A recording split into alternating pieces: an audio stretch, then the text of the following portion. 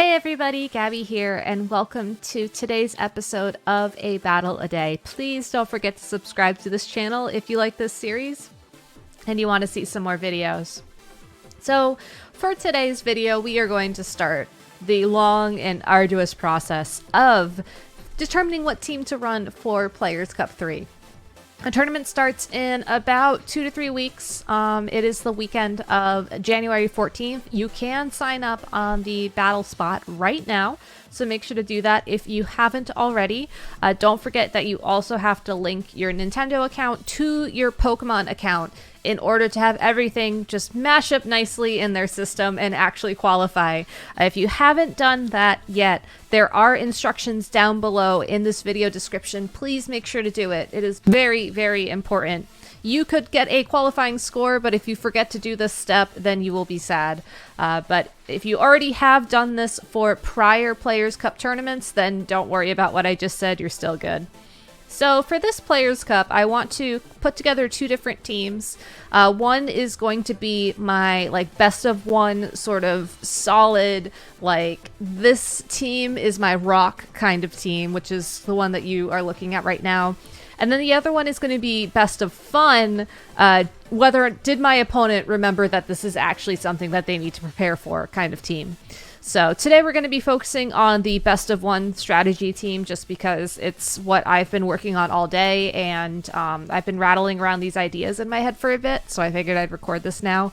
My next video will be focusing on the best of fun team, and somewhere in all that process I'm going to actually write down the changes I'm making and how I'm actually building the team, so please stay tuned for that. So before we jump into battle, let's just go over everything real quick. Please keep in mind that because I literally just threw together these Pokemon in my boxes, their IVs and items and EVs and whatnot may change. But for starters, we have INDEEDEE. INDEEDEE Psychic Surge, pretty good supportive Pokemon. Follow Me, Helping Hand, Expanding Force, Protect. This has safety goggles right now that might change to a Focus Sash. It really depends on just how I'm feeling when it comes to playing it.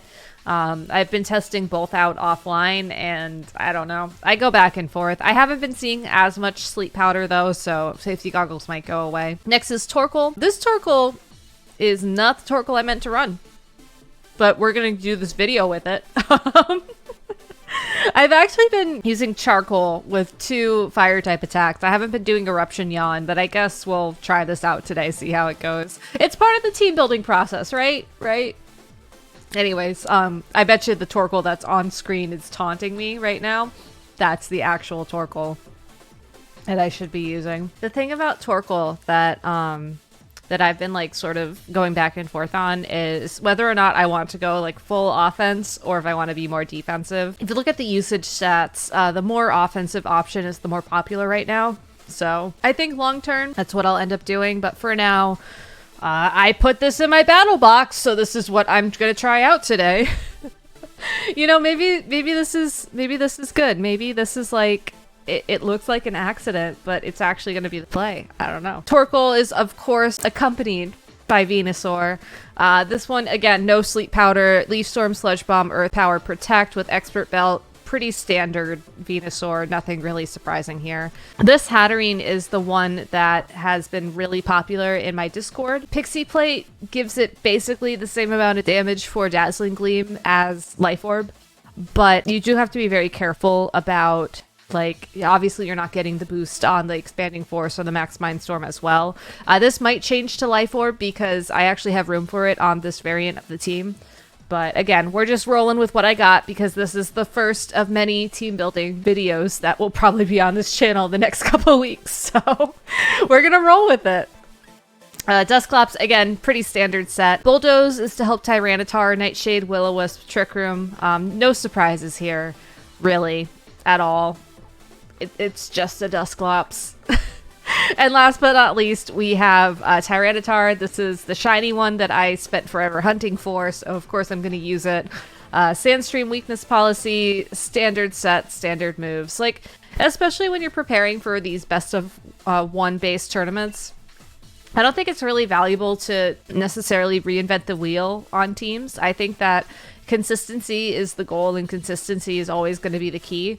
So because of that, I'm starting with something fairly standard for this variant, and just am going to try and be as consistent as possible. That being said, you might say, Gabby, well, you're relying on Gmax Smite. That's confusion. That's not consistency. And I just want to differentiate between consistency and chaos. Max Smite, as I switch my camera over so I can actually see my opponent's team, Max Smite is chaos. Consistency is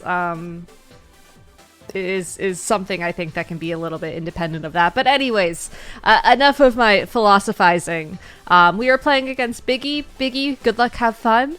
They are running a team of Spectrier, Regieleki, Landorus-Therian, Amoonguss, Celesteela, and Tapu Fini.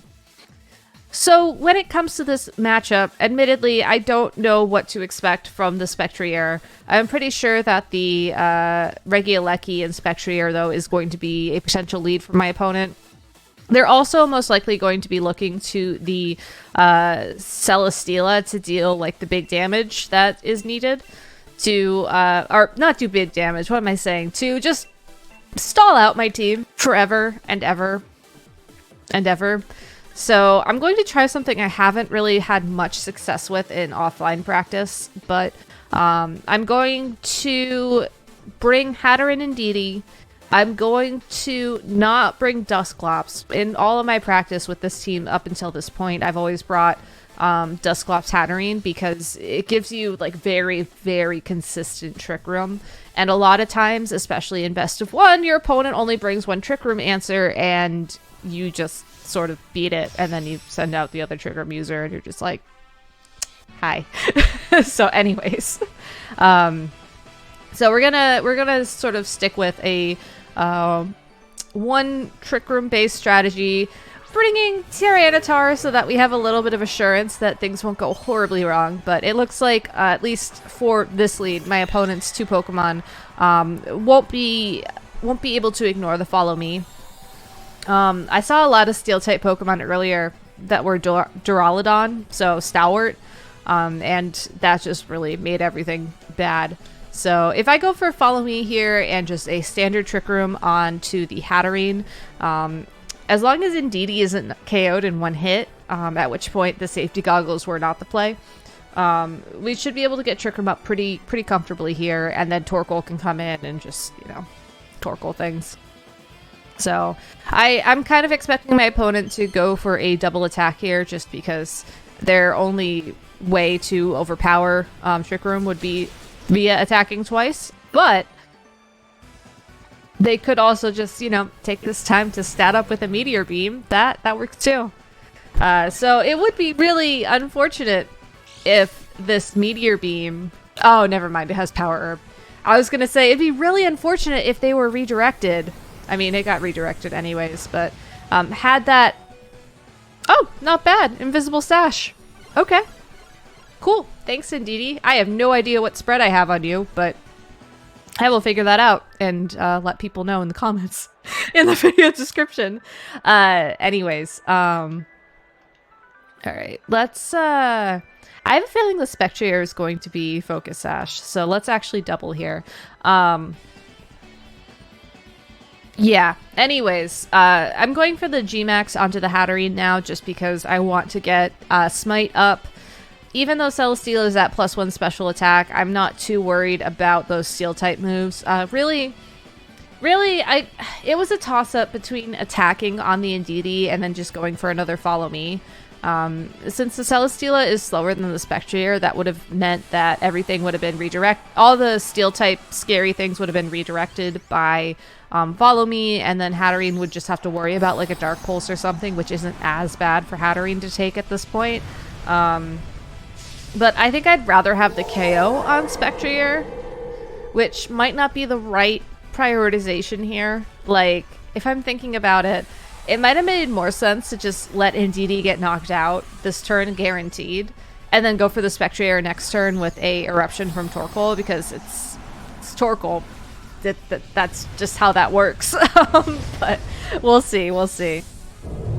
We are going to see the Celesteela go for a Mega Evolution, though. So most likely a max Steel Spike coming out from the Celesteela. It could also go for a max Rockfall, but that doesn't seem likely. And there was no Focus Sash on the Spectrier anyways, so I guess in the grand scheme of things, Follow Me probably would have been better.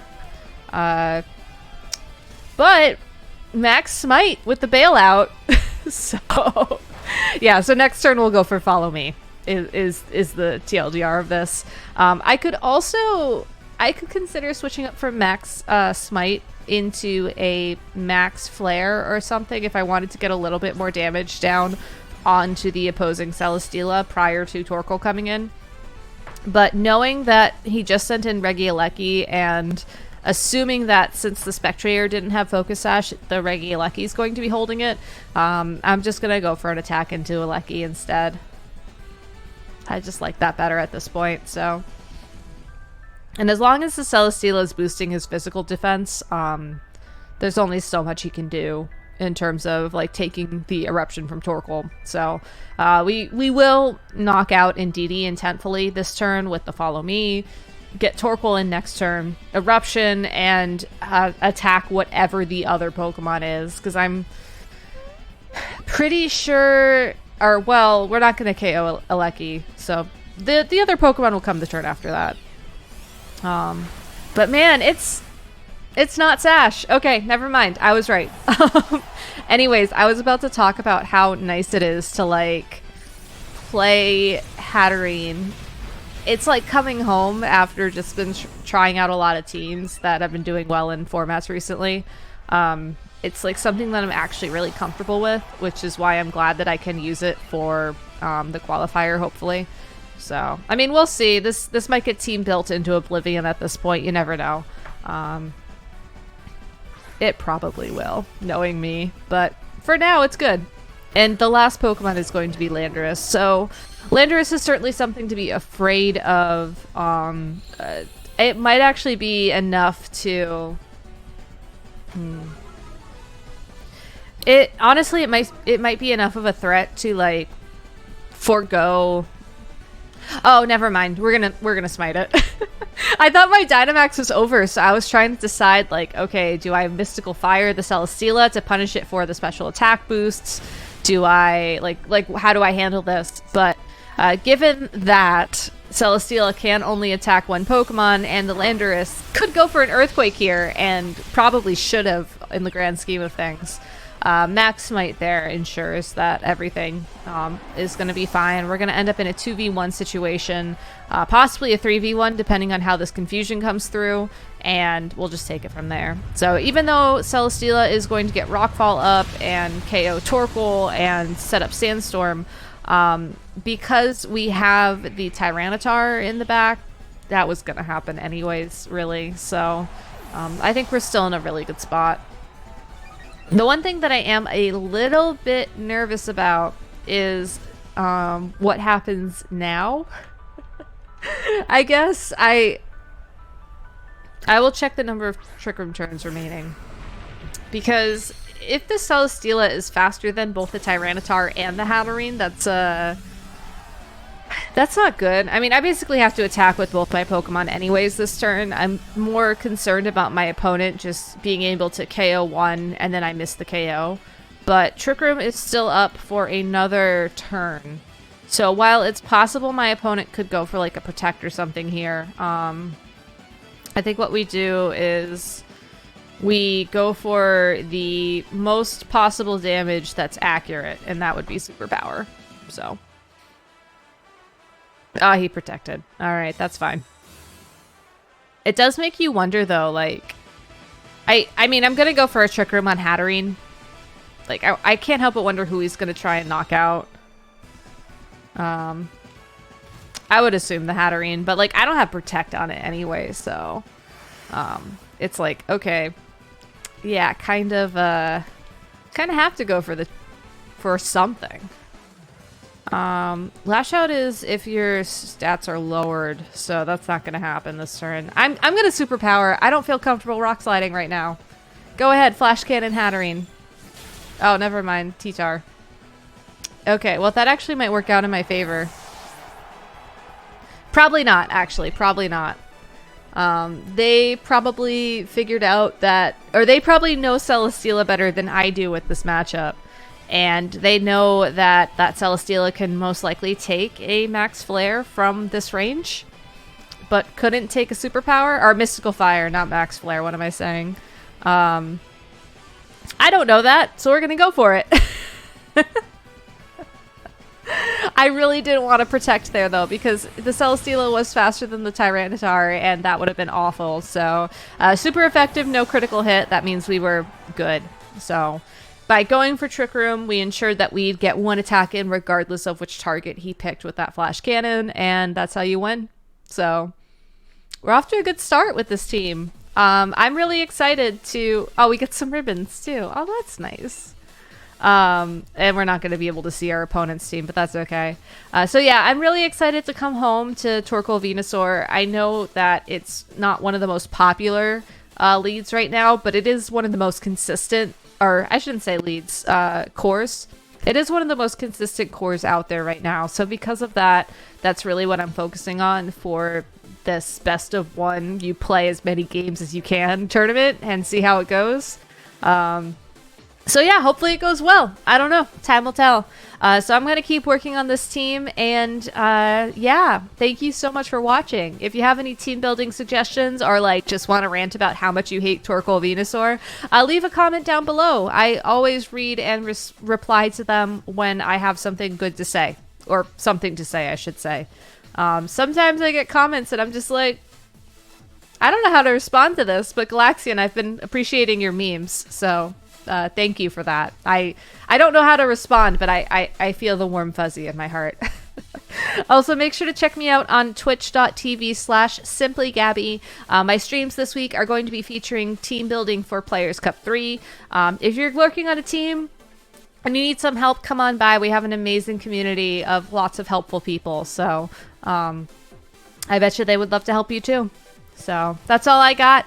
I'm going to go ahead and wrap up this video, cook some dinner, and then jump on Twitch. So until next time, until then, I'll see you later, everybody. Have a great day.